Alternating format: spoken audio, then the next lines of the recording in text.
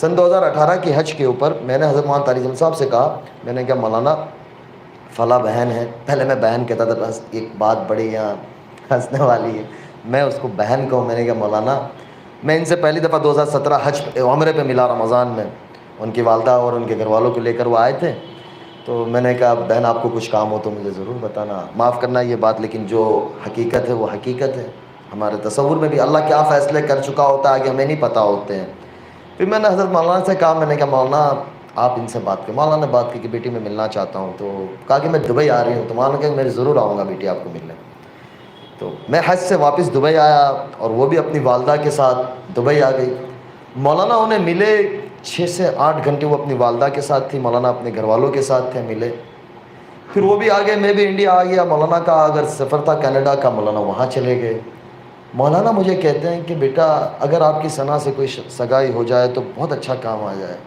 میں اللہ کی شان 3 دن جماعت میں تھا، تو میرے ساتھی میرے ایک دوست کو میں نے کہا مولانا کا دماغ سٹکا گیا ہے.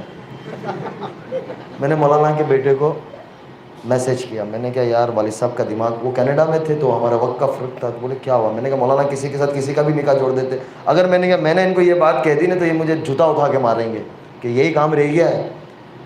پھر میں نے اللہ کے آگے مانگا، میں نے کہا یار بات تو بڑی ہے لیکن پتہ نہیں کیا ہے یہ 2018 کی میں آپ کو بات کر رہا ہوں. 19 پورا چلا گیا. 19 رمضان میں حضرت مولانا عبدالرزاق صاحب اور ہم ساتھ میں اکٹھے عمرے کے سفر پہ ساتھ تھے. تو مولانا کو میں نے کچھ چیزیں بتائی تو مولانا مسکرائے. مولانا میں ظاہر سی بات ہے کوئی بھی مسکرائے گا آدمی. میں ایک طرح سے مولوی، اپنی زندگی مولویوں کی سیدھی سادھی زندگی ہوتی ہے. تو مولانا بھی مسکرائے. میں نے مولانا کے بیٹے سے کہا، میں نے کہا مولانا کسی کا بھی رشتہ کسی کے ساتھ بھی جوڑ دیتے پیچھے مڑ کے پوچھتے نہیں اس کا کیا حال ہے؟ تو بولے ابھی تک آپ نے لڈو منہ میں رکھا ہے. میں نے کہا یار لڈو ایسا پکڑا ہے کہ منہ میں تو رکھنا ہی پڑے گا. تو پھر مولانا کی طبیعت بہت خراب تھی مدینہ منورہ میں. پھر ہم لوگ انڈیا آ گئے اور اس کے بعد وہ جارڈن میں تھی، ان کی شوٹنگ چل رہی تھی. 20 میں وہ واپس آئی. پھر میں اللہ کی شان عمرے پہ مدینہ منورہ میں تھا فروری کے مہینے میں، لاک ڈاؤن سے قبل. تو ان کا میسج آیا کہ میں آپ سے بات کرنا چاہ رہی ہوں.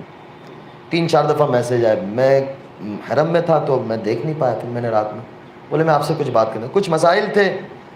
وہ مجھے کہے کہ یہ مسائل ہے، مجھے سمجھ نہیں آ رہا ہے میرا کیا ہوگا. میں نے کہا یار آپ کے پاس دولت ہے، شہرت، ابھی آپ کے پاس ماشاءاللہ کام ہے، جب لاک ڈاؤن لگا نہیں تھا. میں نے کہا اچھی زندگی، ایسا کیوں بولتے ہو؟ میں نے کہا اللہ آپ کے لیے بہت آسانی کرے گا، بس آپ اللہ سے مانگو. اس بندی نے اس رات سے تہجد شروع کی. تب پہلے کبھی کبھی پڑھتی تھی لیکن آج تک ماشاءاللہ اس کی تہجد فوت نہیں ہوئی، سفر ہو حضر ہو. یعنی اللہ کہتے ہیں نا کہ تہجد نیکوں کا عمل ہے، اور نبیوں کا یہ بہت اہم سنت رہی ہے کہ اللہ تعالیٰ نے اپنے محبوب صلی اللہ علیہ وسلم سے کہا کہ میرے نبی جی رات میں آپ کی اور میری ملاقات اور میری بات بھی بہت ضروری ہے کہ آپ رات میں میرے پاس آیا کریں. قرآن کہتا ہے اس بات. تو یہ نبیوں کا شیبہ ہے، اور رات کے اندر اٹھ کر اللہ سے مانگنا یہ بہت بڑی چیز. اللہ مجھے اور آپ کو اس کا لطف نصیب فرمائے. تو میں نے ان کو کہا، میں نے کہ آپ اللہ سے مانگو. تو فروری کا زمانہ تھا، لاک ڈاؤن لگ گیا. انہوں نے اللہ سے مانگنا شروع کیا. کچھ مسائل تھے. میں نے کہا اللہ تعالیٰ تمہیں اس مسائل سے، اور کوئی دوسرے مسائل نہیں تھے، بس وہ زندگی کے اندر سکون نہیں تھا، چین نہیں تھا. میں نے کہا اللہ تمہیں نکالے گا. جیسے جیسے رمضان قریب آتا گیا، شعبان آتا گیا، انہوں نے کہا کہ میں نے اپنے گھر میں بند کر دیا ہے جو ٹیلی ویژن تھا. میں نے کہا یار شروع رکھو، کیوں بند کیا؟ میں نے کہا چلاؤ یار کیا مسئلہ ہے؟ بولے بس دل نہیں ہوتا. رمضان آ گیا. رمضان میں ماشاءاللہ معمول کے مطابق ہر سال 2 قرآن ختم ہوتے تھے پہلے ان کے. اس سال انہوں نے 3 قرآن ختم کیا. میں نے کہا بڑا اللہ مبارک کرے. رمضان کے بعد انہوں نے مولانا کو کہا کہ مجھے نکاح کرنا ہے انس سے. مولانا کا پھر مجھے آیا. میں نے کہا مولانا 2018 سے یہ 2020 ہو گیا ماشاءاللہ سے. میرے والدین بھی میں نے کہا انتظار کر رہے ہیں. ظاہر سی بات ہے میں ایک ہی بیٹا اپنے والدین کا. تو میں نے کہا مولانا، بولے نہیں اب ہوگا. تو پھر مجھے کچھ سمجھ نہیں آ رہا تھا. تو میں نے ٹھیک ہے، میں نے کیا جون جولائی کا مہینہ تھا اور اسی کے اندر 2-3 ماہ اور گزر گئے. میں نے ان کو کہا یار پھر جیسے اللہ کی طرف سے امتحان بھی آتا ہے، جیسا بندہ ہوتا ہے نا ایسا امتحان ہوتا ہے، لیکن بندہ جمع رہتا ہے نا تو اللہ کی مدد آتی ہے. بندے کی دل کی نیت صاف ہوتی ہے اور مضبوط ہوتی ہے نا تو اللہ تعالیٰ کی مدد ایسے آتی ہے.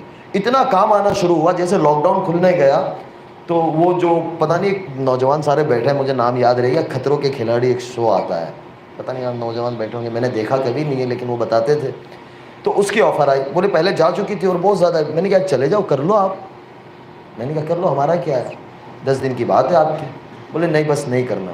اس کے بعد جو انہوں نے ویب سیریز یعنی ایک شوٹنگ کی تھی اس کا دوسرا پارٹ آ رہا تھا, اس کے لیے وہ بہت زیادہ مشہور ہوئی تھی. تو کام بولے اتنا آیا کہ 17-18 سال کی زندگی میں کبھی اتنا نہیں آیا, اتنا کام آنا شروع ہو گیا. میں نے کہا یار کر لو. پھر انہوں نے کہا کہ میرے سر سے میں دوپٹہ کبھی نہیں اتاروں گی. میں نے کہا دیکھو یہ بہت بڑا فیصلہ ہے, یہ آسان نہیں ہے. میں نے کہا آپ اپنی زندگی انجوائے کرو. ہمارا دین کسی کو کسی طریقے سے باندھنا نہیں چاہتا. اللہ تعالیٰ نے ہمارے دین میں بڑی آسانی, بڑی سہولتیں اور بہت زبردست دیا ہوا ہے دین.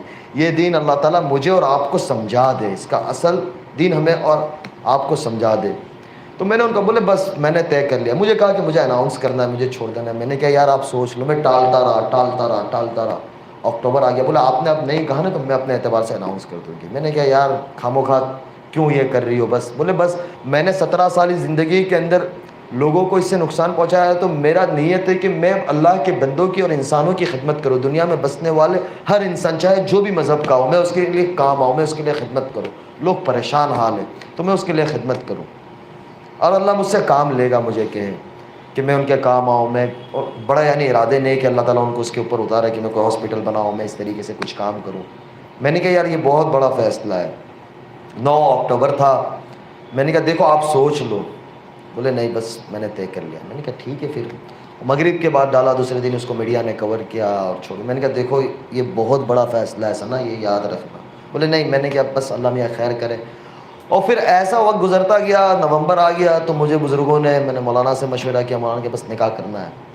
پھر بزرگوں کے مشورے سے نکاح ایسے ہوا کہ آپ یقین نہیں کرو گے, میرے بہنوی نے میرا ایک جوڑی کپڑا تیار کیا. مجھے پتا بھی نہیں تھا میرا جمعہ کو نکاح ہے, جمعرات کو میرے پاس کپڑا نہیں تھا. میں نے کہا بس ہو جانا ہے, جا کے مسجد میں بیٹھ گیا. حضرت مولانا احمد لاڈ صاحب کا بیان مسجد میں شروع تھا, مولانا لے کے گئے, میں باتھ روم میں تھا, تیار ہو رہا تھا.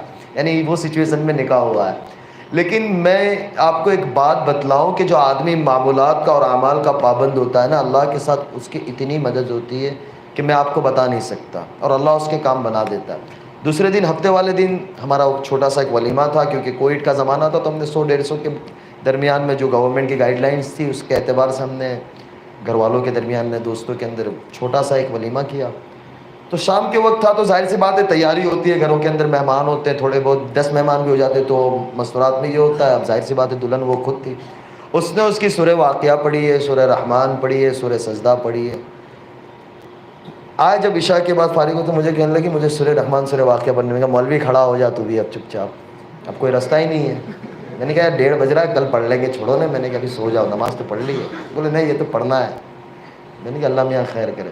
تو خلاصہ یہ نکلا کہ اللہ تعالیٰ جب دل میں ڈال دیتا ہے اور تھام لیتا ہے نا, تو اللہ پھر کام بھی ایسا لے کے آئے, لوگوں کے دلوں میں محبت ڈال دیتا ہے, عزت ڈال دیتا ہے. As I look to nature's beauty, dazzled am I, knowing everything calls on you, the Lord Most High.